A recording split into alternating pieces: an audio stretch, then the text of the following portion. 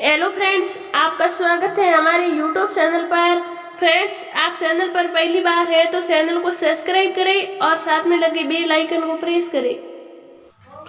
मेरी फाइल कहाँ रख दी तुमने? कब से ढूंढ रहा हूँ। नाराज आदित्य की तेज आवाज बाहर बैठक तक आ रही थी। सास ससुर को साथ देती अनु भागकर कमरे में गई। पूरी अलमारी पटल कर बिस्तर पे फैली हुई थी। क्या ढूंढ रहे हैं आदित्य आप? बेवकूफ औरत, कब से आवाज लगा रहा हूँ, अब आ रही हो। मेरी लाल वाली फाइल कहाँ रख दी तुमने? आपने मुझे कब दी? आश्चर्य से अनु बोली। और ये क्या हालत बना दी कमरे की आपने? मुझे बहस मत करो, फाइल नहीं मिली तो ये सब बाहर फेंक दूंगा। एक मिनट रुकिए, मैं ढूंढती हूँ। इधर उधर अनु ने नजर दौड़ाई और बेड के पास ही फाइलों में दबी लाल फाइल मिल गई। अनु के हाथ से गुस्से से फाइल छीन आदित्य बिना नाश्ता किए ऑफिस चले गए। दुखी अनु ने सास ससुर को नाश्ता खिला रसोई समेट दी। अनु और आदित्य की शादी को कुछ ही समय हुआ था। इस तरह ससुराल देख अनु के पापा ने अपनी लाडली की शादी की थी। आदित्य इकलौता बेटा था घर का। एक बड़ी नंद थी जिसकी शादी हो चुकी थी। ससुर जी नौकरी से रिटायर हो चुके थे। किसी बात की कोई कमी ना थी, लेकिन फिर भी अनु खुश नहीं थी। कारण आदित्य का व्यवहार था।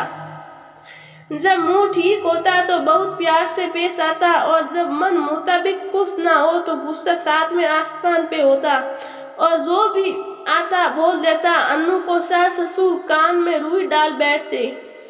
एक दो बार अनु ने अपनी सास से कहा भी तो उल्टा अनु को ही सुनना पड़ा। मर्द तो ऐसे ही होते हैं, तो मौका भी क्यों देती हो?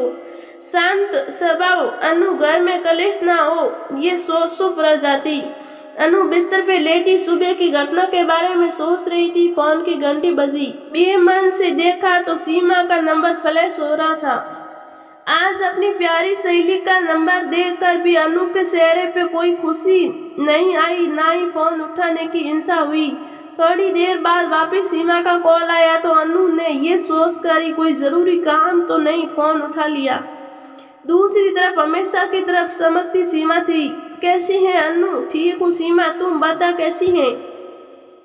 चल तैयार हो जा, कल आ रही हूँ तेरे घर, एक रात रुकूंगी। कुछ ऑफिस का काम तेरे शहर में निकल गया है।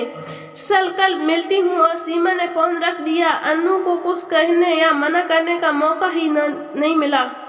शाम को आदित्य घर आए तो गरम गरम समोसे और जलेबी लेकर आए। हाथों में समोसे जलेबी का पैकेट देख अनु समझ गई अभी मूड ठीक है आदित्य का। चाय नाश्ते के बाद अनु ने सीमा के आने की बात घर को सब बताई। मुंह डसा था। आदित्य भी अनु की सहेली के आने की खबर सुन खुश था। अरे ये तो अच्छी बात है, आने दो और तुम भी तैयारी लो। आखिर पहली बार कोई आ रहा है तुम्हारे मायके से।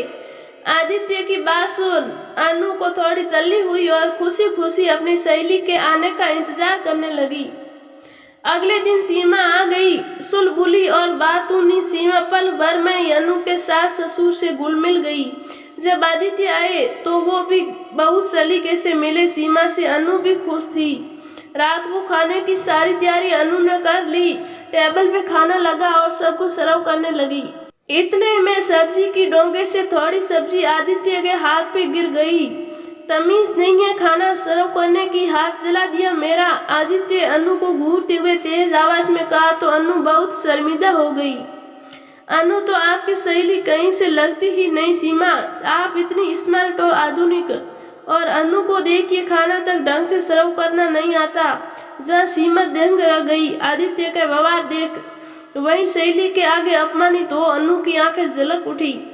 आदित्य को कुछ जवाब दिए बिना सीमा ने बेमन से चुपचाप अपना खाना खत्म किया और थकान का बहाना कर कमरे में चली गई। रात को सोते समय अनु कमरे में पानी रखने आई तो सीमा ने उसे गले लगा लिया। सहेली के गले लग अनु टूट गई और बिलक बिलक कर रो पड़ी। तू क्यों इतना बर्दाश्त कर रही है? अनु पढ़ी लिखी हो, गलत का जवाब दो और अपने हक व आत्मसम्मान के लिए खुद लड़ना सीखो। अनु, करना आसान है सीमा, करना उतना ही मुश्किल। कुछ मुश्किल नहीं है अनु, बस हिम्मत चाहिए सही को सही और गलत को गलत बोलने की। बिना कुछ जवाब दिए अनु वापस चली आई। सुबह सीमा को भी निकलना था। नाश्ते के टेबल पे सब बैठे थे और अकेली अनु आलू के पराठे बनाने में व्यस्त थी। सीमा ने मदद करनी चाहिए तो सासू माँ ने ये कह रोक दिया कि 4 लोगों के पराठे भी अकेली नहीं सेक सकती क्या? अरे हाथ जल्दी चलाओगी या सो गई रसोई में? भूल तो नहीं गई, सीमा जी की ट्रेन भी है, कभी तो फुर्ती दिखा दिया करो, आदित्य ने खीसे निपोरते हुए कहा। अपनी सहेली को या यूं अपमानित होते देख सीमा की सशक्त जवाब दे गई। वो भूल गई थी कि वह इस वक्त अपनी सहेली के ससुराल में थी। ये कैसे बात कर रहे हो आप सब अनु से? कैसे लोग हो आप? और आदित्य जी, क्या आपको इतनी भी समझ नहीं कि अनु आपकी पत्नी है, कोई नौकरानी नहीं? मैं कहती हूँ कि ऐसे तो कोई नौकरानी से भी बात नहीं करता। जब मेरे सामने आप ऐसा व्यवहार कर रहे हैं तो मेरे पीछे क्या करते होंगे?